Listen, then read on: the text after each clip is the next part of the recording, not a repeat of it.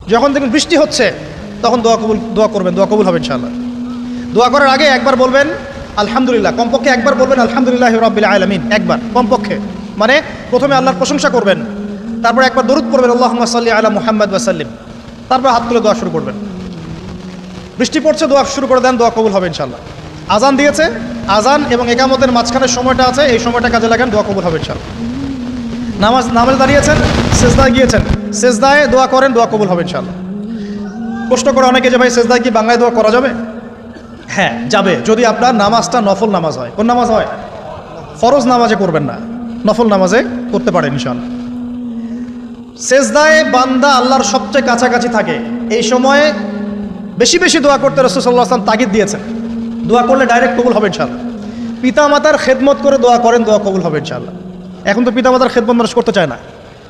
এটা সেই যুগ যে যুগে পিতা মাতার সাথে দাস দাসীর মতো আচরণ করা হয়। সন্তানরা ভুলে গেছো তোমরা যে তোমরাও একদিন পিতামাতা হবা। আমরাও কিন্তু একদিন পিতামাতা হব।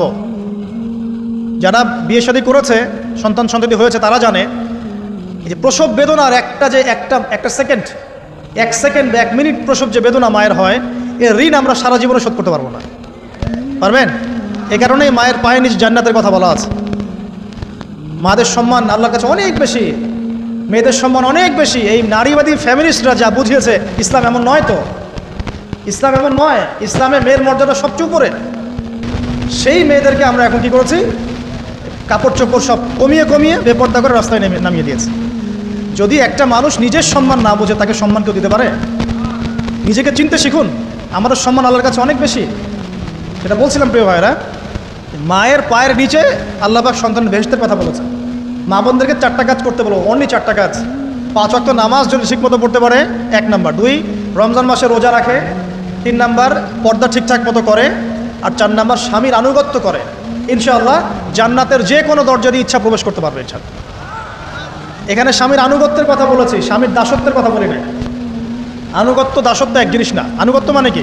আনুগত্য মানে আপনি স্বামীর যে কোনো ভালো কাজে আপনি তাকে সায় দিবেন, আনুগত্য। নামাজ পড়তে বলেছে, নামাজ পড়তে হবে। পর্দা করতে বলেছে, আপনি পর্দা করবেন। বেপর্দায় যাবেন, আপনি যাবেন না।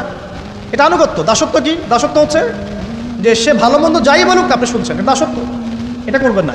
মা বোনরা 4টা কাজ বাসায় গিয়ে আবার শুনিয়ে দিবেন। নবীজি বলেছেন 4টা কাজ কোনো মেয়ে করলে জান্নাতের যে কোনো দরজা দিয়ে ইচ্ছা প্রবেশ করতে পারবে। 1 নাম্বার, 5 ওয়াক্ত সালাত। 2 নাম্বার, রমজান মাসের সওম রোজা। 3 নাম্বার, পর্দা ঠিকঠাক মতো করবেন, লজ্জাস্থানের হেফাজত। এবং 4 নাম্বার, স্বামীর আনুগত্য করা। মায়ের খেদমত করে দোয়া করেন, দোয়া কবুল হবে ইনশাআল্লাহ। বাবার খেদমত করে দোয়া করেন, দোয়া কবুল হবে ইনশাআল্লাহ। কোরআন তেলাওয়াত করে দোয়া করেন, দোয়া কবুল হবে ইনশাআল্লাহ।